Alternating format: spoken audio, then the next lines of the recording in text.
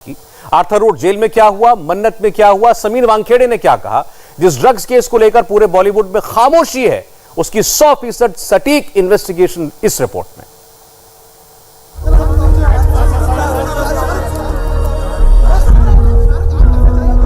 अठारह दिन बाद 18 मिनट के लिए शाहरुख खान अपने बेटे आर्यन से मिले। 1 ग्राम भी ड्रग्स ना मिलने के बाद भी शाहरुख खान के बेटे आर्यन को जेल में रखा जाना, क्या यह सिर्फ संयोग है या बहुत बड़ा प्रयोग? तारीख पर तारीख मिली लेकिन आर्यन को जमानत ना मिलना, शाहरुख खान का जेल तक आना, क्या यह सिर्फ एक पिता पर टूटा मुसीबत का पहाड़ है या फिर इसके पीछे एक बड़ा गेम प्लान है? जेल के बाहर शाहरुख खान के लॉयर बॉडीगार्ड आए हैं रवि के साथ उनके परिजन भी जरूर होंगे। आज पहला ही दिन है जब यहाँ पर आर्थर रोड जेल में लोगों को जो है मिलाकर शाहरुख खान पहुंचे। राइट में चलने लग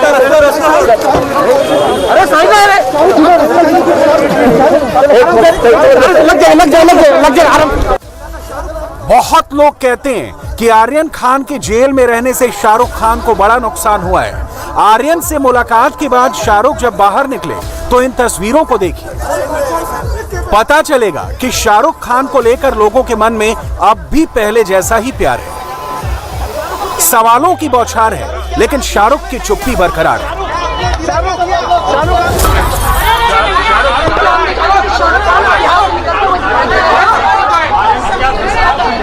Mr. Khan,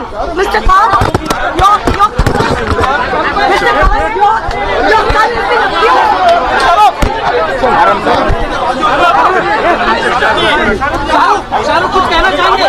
शाहरुख क्या आप कुछ कहना चाहेंगे?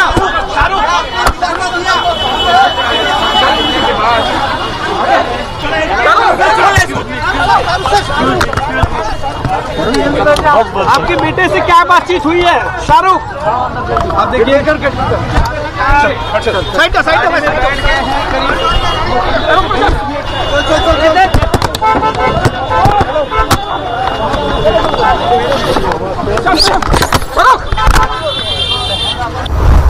शाहरुख सुबह 9:10 पर जेल पहुंचे। उन्होंने करीब 18 मिनट तक जेल के अंदर बेटे आर्यन खान से मुलाकात की और फिर 9:40 पर जेल से बाहर निकले। आर्यन की गिरफ्तारी के बाद शाहरुख खान पहली बार नजर आए लेकिन कुछ बोले नहीं।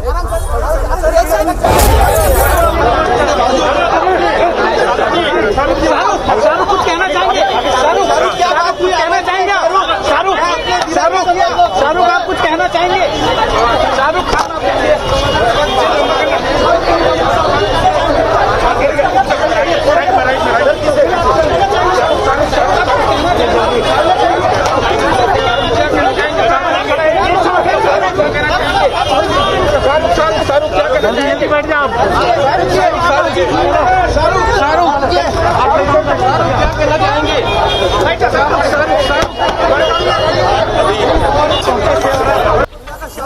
शाहरुख फिलहाल चुप ही रहेंगे लेकिन एनसीबी नए सबूतों की तलाश में जोर शोर से लगी हुई है। जब शाहरुख जेल से अपने घर की तरफ जा रहे थे तब एनसीबी की टीम शाहरुख के घर की ओर रवाना होने की तैयारी कर रही थी। यानी शाहरुख आर्थर रोड जेल से अपने घर मन्नत जा रहे थे और तभी एनसीबी की टीम भी अपने दफ्तर से मन्नत जा रही थी। आर्यन के केस में चीजें कितनी तेजी से चल रही हैं, इसे समझने के लिए अब आज की घटनाओं को सिलसिलेवार तरीके से देखते हैं। शाहरुख जेल में आर्यन से मिले, एनसीबी की टीम मन्नत तक गई, चंकी पांडे की बेटी अनन्या पांडे को समन मिला और एनसीबी ने अनन्या के घर को खंगालना भी शुरू कर दिया। शाम होने से पहले अनन्या अपने पिता चंकी पांडे के साथ एनसीबी के सामने पेश हो गई और आज ही हाई कोर्ट से आर्यन खान को एक और तारीख मिल गई। अब कहा गया कि मंगलवार को आना, मतलब अगले 26 अक्टूबर तक आर्यन जेल में ही रहेंगे। मंगलवार से पहले ही कुछ और बड़ा होने वाला है। आर्यन खान और अनन्या पांडे का पूरा कनेक्शन एनसीबी सर्च कर रही है। सारे फोन जब्त कर लिए गए हैं, सारे व्हाट्सएप चैट पर नजर है। एक एक बातचीत को 10 बार पढ़ा जा रहा है। किस चैट में क्या लिखा है, तहकीकात का यही सबसे बड़ा सोर्स बन गया है। अब आज की टाइमलाइन समझिए, क्योंकि अब इस केस में ड्रग्स ट्रेल से ज्यादा इलेक्ट्रॉनिक सर्वेलांस के जरिए जांच हो रही है। एनसीबी को व्हाट्सएप चैट मिल गई है। इस चैट में कई और नाम सामने आ सकते हैं। अनन्या पांडे जो शाम 4 बजे के बाद एनसीबी के दफ्तर पहुंची, इस दौरान उनके पिता चंकी पांडे भी साथ में थे। सूत्रों के मुताबिक एनसीबी दफ्तर में अनन्या पांडे से व्हाट्सएप चैट के बारे में पूछा गया। उनसे एनसीबी ये जानना चाहती है कि आर्यन से ड्रग्स को लेकर चैट के बाद क्या हुआ था। ऐसे में इस तरह की जांच के जरिए मुमकिन है कि एनसीबी इस केस में कुछ और नामों तक पहुंचे। आज एनसीबी मुंबई में 2 लोकेशंस पे गई। इसमें से पहला शाहरुख खान का घर मन्नत था, जबकि दूसरा अनन्या पांडे का घर था।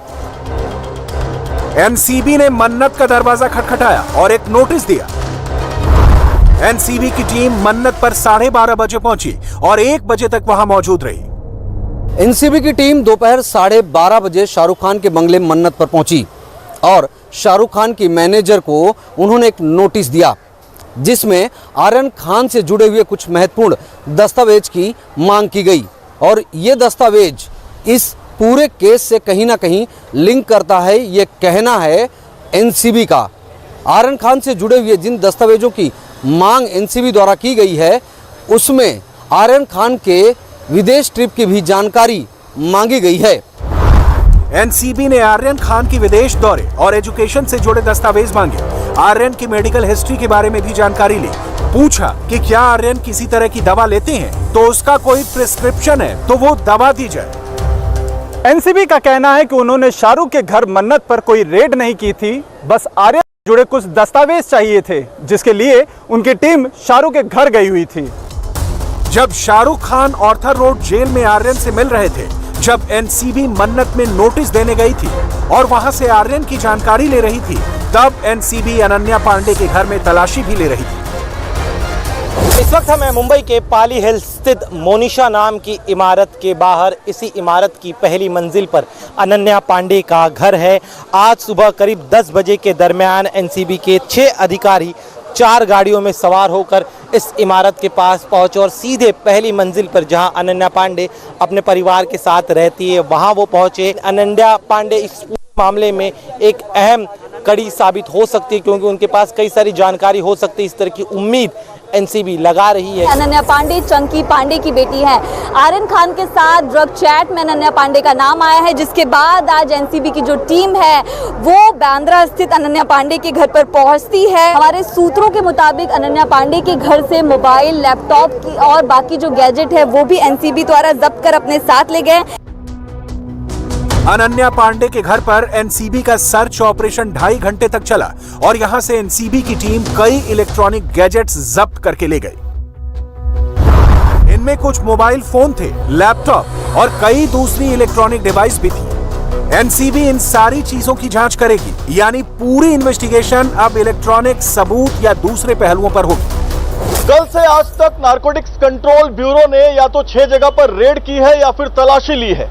इसमें अनन्या पांडे का घर भी शामिल है। अब तक सबसे ज्यादा चीजें अनन्या के घर से ही बरामद हुई हैं। अनन्या को 2 बजे आने का समन दिया गया था, लेकिन वो 4 बजे के बाद एनसीबी के दफ्तर पहुंची। इन तस्वीरों को बहुत गौर से देखिए। पिछले साल बॉलीवुड के कई एक्ट्रेस को एनसीबी ने पूछताछ के लिए बुलाया था और सबकी एंट्री ऐसे ही हुई थी। दीपिका पादुकोण भी इसी दफ्तर आई थी। सारा अली खान ने भी इसी गेट से एंट्री की थी।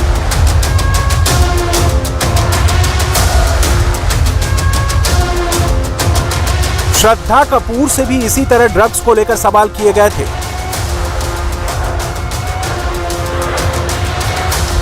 एक्ट्रेस रकुल प्रीत से भी एनसीबी ने इसी तरह बुलाकर पूछताछ की थी।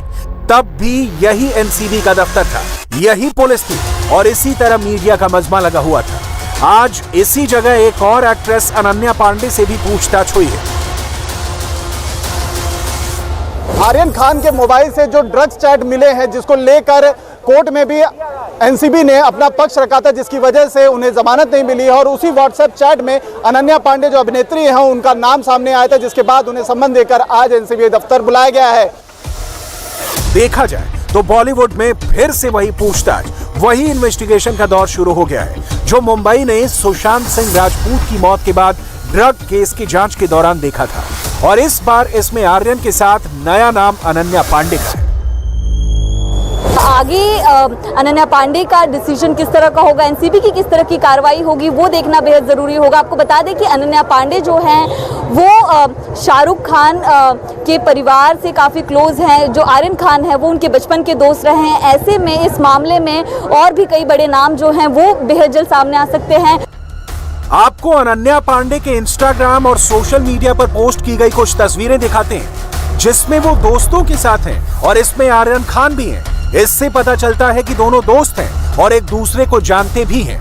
जब उन्होंने ये तस्वीरें पोस्ट की होंगी तो उन्हें ये मालूम नहीं होगा कि एक दिन ये फोटो वायरल हो जाएंगी और इनके वायरल होने की वजह भी नेगेटिव होगी। एनसीबी ने अनन्या से 2 घंटे से ज्यादा पूछताछ की है और अब मामला एक बार फिर पॉलिटिकल हो गया है। इस केस में शुरू से एक्टिव रहे महाराष्ट्र के मंत्री और एनसीपी नेता नवाब मलिक ने एनसीबी के मुंबई चीफ समीर वानखेडे को टार्गेट किया है। हजारो कोटी वसुली करण्याचा धंदा या संस्थेच्या माध्यमातून या महाराष्ट्रामध्ये सुरू आहे आणि त्यांना एक्सपोज केल्याशिवाय नवाब मलिक थांबणार नाही। मी आज आव्हान देतो त्या वानखेडेला की वर्षभराच्या आत तुझी नोकरी जाईल आणि तू आम्हाला तुरुंगात टाकण्यासाठी पुढे आला होता। तुझ्या तुरुंगवास या जनता देशातली पाहिल्याशिवाय थांबणार नाही। आज या मंचापासून तुला आवाहन करतोय। किती बोगस माणूस आहे आमच्याकडे पुरावे आहे। याचा बाप बोगस होता, हा स्वतः बोगस आहे, याच्या घरातली लोक बोगस आहे आणि इतका बोगसगिरी केलेली आहे। पुरावे सादर केल्यानंतर एक दिवस ही नोकरीत राहू शकत नाही आणि तुरुंगवास याच्या निश्चित आहे। ते पुरावे आगामी काळामध्ये आम्ही काढणार आहोत। म्हणजे त्यांना वाटत असेल की नवाब मलिकच्या जवायला तुरुंगात टाकलं आणि मला सांगत होता, निरोप पाठवत होता की मी काही केलेलं नाही। आता कोण केलं सांग? मला वरून दबाव होता, मला वरून दबाव होता। अरे दबाव टाकणारा तुझा बाप कोण, त्याचे उत्तर आम्हाला दे ना। किती तुझे बाप दबाव टाकत असतील तर नवाब मलिक कुणाचा पापाला घाबरणार नाही आणि तुला तुरुंगात टाकल्याशिवाय मी थांबणार नाही, आज मी सांगू इच्छितो। इसलिए क्रूज ड्रग्स का केस अब सिर्फ बॉलीवुड ही नहीं बल्कि इसमें मंत्री से लेकर संतरी तक खींचे चले जा रहे हैं। नवाब मलिक ने समीर वानखेड़े पर दुबई और मालदीव के दौरों और वहां उनके परिवार के आने जाने को लेकर भी कई भ्रष्टाचार के आरोप लगाए हैं। आर्यन केस में 21 अक्टूबर को 4 बड़ी बातें हुई हैं जिस पर सबकी नजर है। शाहरुख खान ऑर्थर जेल जाकर बेटे आर्यन खान से मिले हैं। एनसीबी की टीम शाहरुख खान के घर मन्नत गई। इस केस में नया कैरेक्टर है चंकी पांडे की बेटी अनन्या पांडे। और चौथी बात कि बॉम्बे हाई कोर्ट में आर्यन की जमानत अर्जी पर 26 अक्टूबर को सुनवाई होगी। मन्नत पर शाहरुख खान का परिवार एनसीबी के अधिकारियों से बात कर ही रहा था, तभी आर्यन खान के वकीलों का फोन बॉम्बे हाई कोर्ट से सीधा शाहरुख खान के पास आया। तब पता चला कि बॉम्बे हाई कोर्ट में आर्यन की जमानत पर सुनवाई न आज होगी न कल होगी। इसके लिए 26 अक्टूबर को इंतजार करना पड़ेगा। इसके मायने ये है कि आर्यन खान को अभी कम से कम 5 रातें और जेल के अंदर गुजारनी होंगी। आर्यन खान पिछले 8 अक्टूबर से मुंबई की आर्थर रोड सेंट्रल जेल में बंद है। आपने नवाब मलिक को सुना, अब इस पर समीर वानखेड़े ने जो सफाई दी है। नवाब मलिक ने जो आरोप लगाए हैं कि समीर वानखेड़े मालदीव गए थे, वसूली करते हैं, उन्होंने कुछ तस्वीरें भी जारी की हैं। इन गंभीर आरोपों के बाद समीर वानखेड़े भी सामने आए और उन्होंने कहा कि सभी इल्जाम बेबुनियाद हैं। उन्होंने कहा कि मैं मालदीव सरकार को बताकर इजाजत लेकर गया था। नवाब मलिक ने जो तस्वीरें जारी की हैं वो मालदीव की नहीं है बल्कि मुंबई की हैं। वानखेड़े ने कहा कि वो नवाब मलिक से नहीं डरते, वो ड्रग्स पकड़ते हैं और कोई उन्हें जेल भेजने की धमकी न दे। सबसे बड़ी बात यह है कि समीर वानखेड़े ने कहा कि नवाब मलिक घटिया और घिनौने शब्दों का इस्तेमाल कर रहे हैं और नवाब मलिक ने उनकी मां और बहन तक के लिए गलत बातों का इस्तेमाल किया। मैं ये जो दुबई की बात कर रहे हैं, मैं इसका घोर निंदा करता हूँ। ये झूठी इन्फॉर्मेशन है। जिस तारीख ये जो कह रहे हैं दिसंबर में, मैं उस टाइम पे मुंबई में हूँ। ये उस चीज़ की जांच कर सकते हैं। पूरी तरीके से मैं इसका खंडन करता हूँ और झूठा आरोप है ये। सर उन्होंने कहा सर आप खंडनी वसूली करने के लिए मालदीव गए थे, उस बारे में आपका क्या कहना है? ये जो शब्द है खंडनी, एक्सटॉर्शन, ये बहुत ही घटिया शब्द है। मैं गया था मालदीव्स में, बाकायदा गवर्नमेंट की, हमारे जो कॉम्पिटेंट अथॉरिटी होती है उनकी परमिशन मैंने लिया है। मैं सरकार की परमिशन लेके अपने बच्चों के साथ में, अपने फैमिली के साथ में गया हूँ। तो अगर उसे एक्सटॉर्शन कहते हैं तो this is not extortion. Sir Nawab Malik कहते हैं कि साल के आखिरी तक आपकी धमकी दी है, आपकी नौकरी नहीं रहेगी, ऐसा भी इस तरह की भाषा का इस्तेमाल करते हैं। मेरी शुभकामनाएं उनके साथ में। अगेन मैं कहना चाहता हूं कि मैं एक छोटा सा सरकारी मुलाजिम हूं, वो बहुत बड़े मंत्री हैं। तो अगर देश की सेवा करने के लिए, ईमानदारी से काम करने के लिए, ड्रग्स हटाने के लिए अगर वो मुझे जेल में डालना चाहते हैं तो मैं उससे स्वागत करूंगा। मुंबई के फोटो है, वो मुंबई का फोटो है और मैं मुंबई में था। मैं तो उनको ये कहता हूँ ना कि सच्चाई को कोई चीज की आँच नहीं। देख लीजिए मैं कहाँ पर हूँ, एयरपोर्ट से डेटा ले लीजिए कहाँ पर हूँ मैं। पासपोर्ट होता है, उस चीज के लिए वीजा भी लगता है, पासपोर्ट वीजा भी लगता है, तो वेरीफाई कर ले वो चीज। भाषा ये बहुत ही घिनौनी शब्द इस्तेमाल किए गए थे। मुझे नहीं लगता है कि कोई छोटे बच्चों के साथ में जाके एक्सटॉर्शन जैसी घटिया चीज या घटिया क्राइम कोई भी करेगा। नवाब मलिक सेलिब्रिटी से आप वहाँ पर मिले थे क्या? वहाँ पर किसी से मुलाकात हुई आपकी? मेरी किसके साथ कोई मुलाकात नहीं हुई है। It was with all due permissions, everything legal. मैंने कुछ गलत नहीं किया। धन्यवाद। सर नवाब मलिक के इंचार्ज सर पहला मौका नहीं है जो आपके परिवार को टारगेट किया गया। थैंक यू ये पहला मौका नहीं है जब आपके इम्पोर्टेंट क्वेश्चन। सिस्टर को भी लेकर जो बात वो पर्टिकुलर इस घटना को लेकर रहेगा, इससे पहले भी जो आपके परिवार ये पिछले 15 दिनों से अगर प्रोफेशनलिज्म हो तो मुझे कोई चीज के लिए आपत्ति नहीं है, लेकिन मैं फिर से रिटायरेट करूंगा। एक महिला, एक डेड महिला, उसके ऊपर आप एलिगेशन लगा रहे हो। एक सिस्टर, एक जो बच्चों की माँ है, आप उसका इंस्टाग्राम पे जाके उसकी स्नूपिंग करो, उसके ऊपर आप एलिगेशन लगा रहे हो। उसके ऊपर एक जो 77 इयर्स का एक वृद्ध है, रिटायर्ड पर्सन है, आप उस पर एलिगेशन लगा रहे हो। किस चीज के लिए? जस्ट आपके नेशनल सर्विस करने के लिए। और आपको हम लोग हमारा प्रोफेशनल जो काम करते हैं, आप उसको पर्सनली लेके, और जो कोई भी आपके साथ में जो हमारे ऑलरेडी जो पहले कार्रवाई हुई है, आप वो चीज को लाके मेरी फैमिली पे अटैक करेंगे, उस चीज की मैं निंदा करता हूं। और इस वक्त जब मैं आपसे बात कर रहा हूं तो हिंदुस्तान में 100 करोड़ 60 लाख से ज्यादा वैक्सीन डोजेस दी जा चुकी हैं। आज भी जब 100 करोड़ वैक्सीनेशन का कीर्तिमान बना तो सिर्फ एक दिन में 75 लाख से ज्यादा डोज दी गई है। दुनिया में कोई ऐसा मुल्क नहीं है जो यह बात कह सके कि हमने 100 करोड़ का आंकड़ा छुआ है। चीन दावे तो करता है लेकिन कोई उसके दावों पर यकीन नहीं करता। भारत की लड़ाई अभी खत्म नहीं हुई है। आज एक रिकॉर्ड बना है, बहुत जल्द दूसरा रिकॉर्ड बनेगा। मगर यह हुआ कैसे, यह कीर्तिमान बना कैसे? आज हम इस रिपोर्ट में सिर्फ उन बातों का जिक्र करेंगे जो अचंभित करने वाली है। आज हम आपके सामने बहुत सारे आंकड़े पेश करेंगे जिससे पता चलेगा कि 100 करोड़ का टारगेट ऐसे ही अचीव नहीं हुआ है। हमने सिर्फ एक रिकॉर्ड ही नहीं बनाया, कम से कम 100 रिकॉर्ड बनाए। दिवाली से पहले देश जगमग हो गया है। कश्मीर से लेकर कन्याकुमारी तक सारी ऐतिहासिक इमारतें तिरंगे के रंग में रंग गई हैं। लाल किला हो, कुतुब मीनार हो या चार मीनार हो, देश का कोई भी कोना ले लीजिए, आज इंडिया सेलिब्रेट कर रहा है। देश के कोने कोने से कुछ ऐसी आवाजें सुनाई दे रही हैं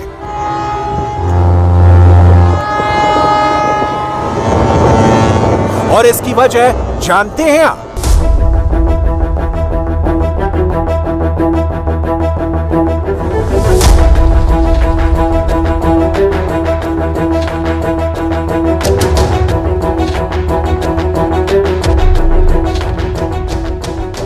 एक पर 9 शून्य यानी 100,000 लाख या 1 करोड़ नहीं, पूरे के पूरे 100 करोड़।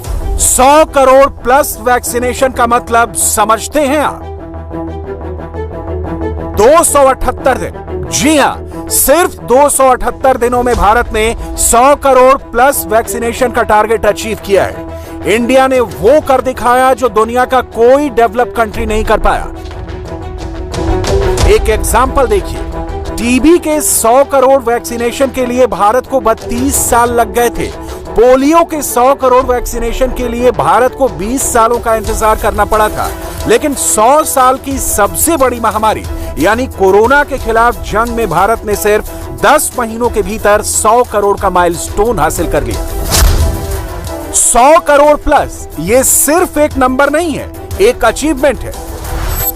वेल डन इंडिया सिर्फ यहां नहीं, वर्ल्ड वाइड ट्रेंड कर रहा है। जो विदेशी ताकतें 2 महीने पहले ही भारत के वैक्सीनेशन प्रोग्राम को कटघरे में खड़ा कर रही थी, आज वही भारत के लिए कांग्रेचुलेशन वाले मैसेज भेज रही हैं, लेख लिखे जा रहे हैं। अमेरिका भी कह रहा है वेल डन इंडिया, WHO भी कह रहा है कमाल कर दिया इंडिया। भूटान के प्रधानमंत्री, इजराइल के प्रधानमंत्री, आप दुनिया के बड़े से बड़े राष्ट्राध्यक्षों की टाइमलाइन देख लीजिए, बधाई हो बधाई वाले टेक्स्ट मिल ही जाएंगे। ये सब ऐसे नहीं हुआ, इसके पीछे वन मैन आर्मी यानी नरेंद्र मोदी है। मशहूर कहावत है, a picture is worth 1,000 words. लेकिन कोरोना वॉरियर्स को मोदी की थम्स अप वाली ये तस्वीर देखकर कहा जा सकता है, a picture is worth 100 crore words. आज 21 अक्टूबर 2021 का ये दिन इतिहास में दर्ज हो गया है। भारत ने अब से कुछ दूर पहले ही 100 करोड़ वैक्सीन डोज का आंकड़ा पार कर लिया है। 100 साल में आई सबसे बड़ी महामारी का मुकाबला करने के लिए देश के पास अब 100 करोड़ वैक्सीन डोज का मजबूत सुरक्षा कवच है। ये उपलब्धि भारत की है, भारत के प्रत्येक नागरिक की है। मैं देश की वैक्सीन मैन्युफैक्चरिंग कंपनियां, वैक्सीन ट्रांसपोर्टेशन में जुड़े कर्मयोगियां, वैक्सीन लगाने में जुटे हेल्थ सेक्टर के प्रोफेशनल्स, सभी का खुले मन से, हृदय से बहुत बहुत आभार व्यक्त करता हूं। मोदी ने रिकॉर्ड वैक्सीनेशन का क्रेडिट खुद नहीं लिया, पब्लिक को इसका क्रेडिट दिया है। हेल्थ वर्कर से लेकर वैक्सीन मैन्युफैक्चरर्स तक सबको थैंक यू कहा। और मोदी के लिए इससे ज्यादा सुकून की बात क्या हो सकती थी कि वैक्सीन के 100 करोड़वें डोज लेने वाले दिन उन्हीं के संसदीय क्षेत्र वाराणसी का एक शख्स उन्हें मिल गया।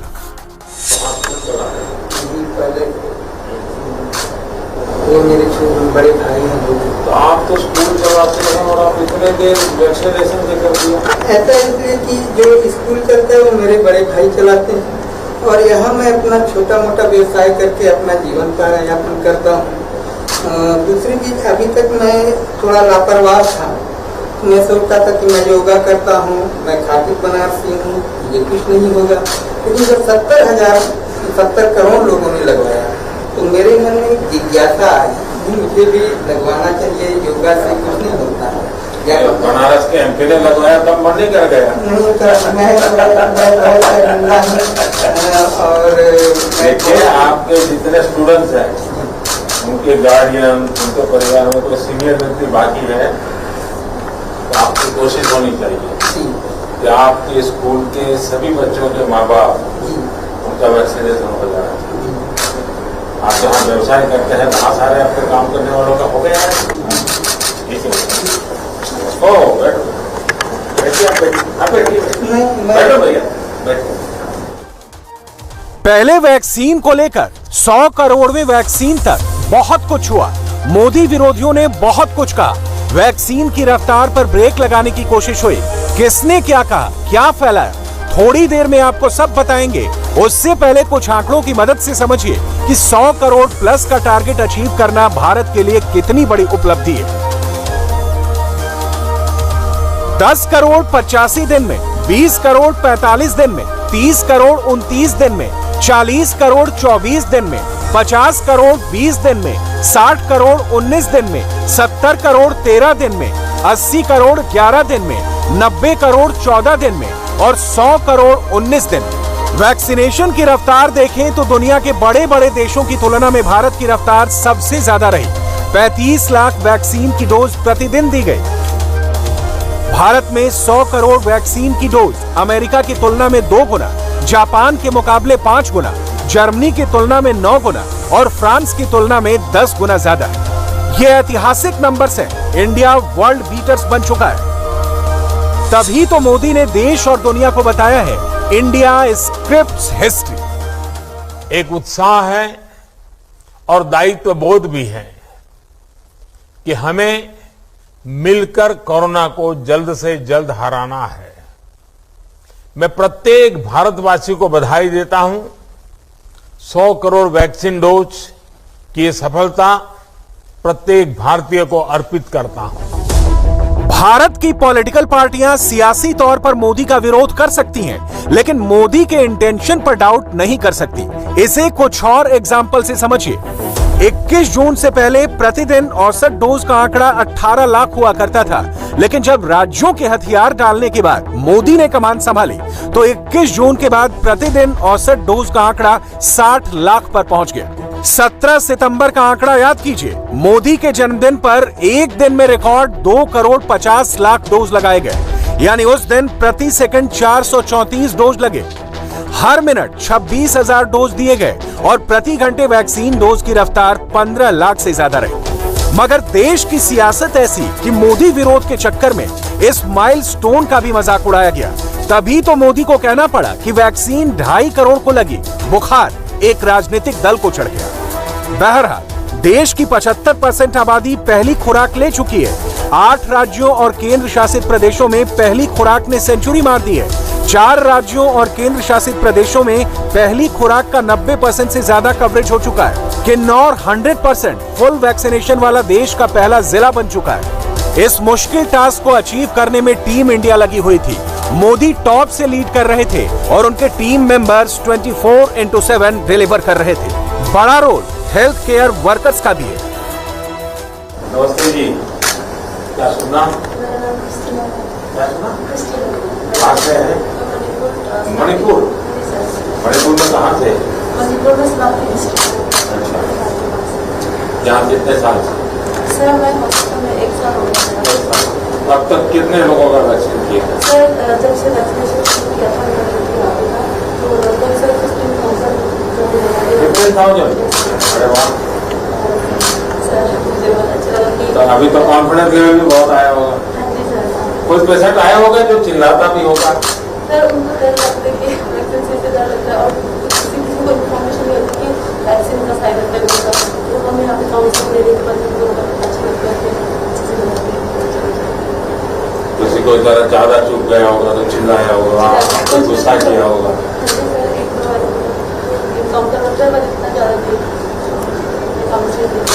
लोग कोऑपरेट करते हैं तो घर जाते तो परिवार वालों का क्या लगता था कि कहाँ एक बेटी क्या कर रही है, घर में तो कोरोना नहीं ले आएगी? सर स्टार्टिंग में अच्छे भाव से कर रहा है, ये बहुत बहुत बधाई आपको। प्रधानमंत्री के लिए ये राह इतनी भी आसान नहीं थी। मोदी को क्या क्या नहीं सुनना पड़ा। मोदी जी हमारे बच्चों की वैक्सीन विदेश क्यों भेज दी, ऐसे ऐसे आरोप झेलने पड़े। दुनिया ने वैक्सीनेशन शुरू कर दी, इंडिया का नंबर कब आएगा मोदी जी, ये भी ताने मारे गए। मोदी विरोधियों का पूरा इकोसिस्टम हाथ धोकर पीछे पड़ा था। कभी वीडियो फैलाए, कभी ट्वीट से वैक्सीन को लेकर भ्रम फैलाया। कांग्रेस ने अपने मुखपत्र नेशनल हेराल्ड में हेडलाइन बना दी कि 2021 में 100 करोड़ का टारगेट अचीव ही नहीं हो सकता है। शशि थरूर, राहुल गांधी, प्रियंका गांधी, आप नाम ले लीजिए, सबके पिछले 1 साल की टाइमलाइन उठा लीजिए, सिर्फ और सिर्फ निगेटिविटी और वैक्सीन पर दुष्प्रचार। छत्तीसगढ़ के मिनिस्टर ने मेड इन इंडिया वैक्सीन को बकवास बता दिया। पंजाब की कांग्रेस सरकार ने कोवैक्सीन के इस्तेमाल से इनकार कर दिया। झारखंड के मिनिस्टर ने वैक्सीनेशन को प्रयोगशाला और चूहों से जोड़ दिया। कांग्रेस की टॉप लीडरशिप से लेकर सारे बड़े नेता मोदी को कोसते रहे। विडंबना देखिए कि मोदी से दुश्मनी के चक्कर में आज भी राहुल ने 1 बिलियन डोज पर शब्दों का खेल खेला है। और मोदी पर निशाना साधा है। इस वक्त की बड़ी खबर, जम्मू कश्मीर में आतंकियों से एनकाउंटर चल रहा है और चानापोरा में 2 आतंकियों के छिपे होने की खबर के बाद सेना और सुरक्षा बलों ने जॉइंट ऑपरेशन शुरू किया है। श्रीनगर के चानापोरा में आतंकियों को सुरक्षा बलों ने घेर लिया है और इस वक्त एनकाउंटर जारी है। इंडिया टीवी हर वक्त हर जगह डाउनलोड करने के लिए सर्च करें India TV news Google play store या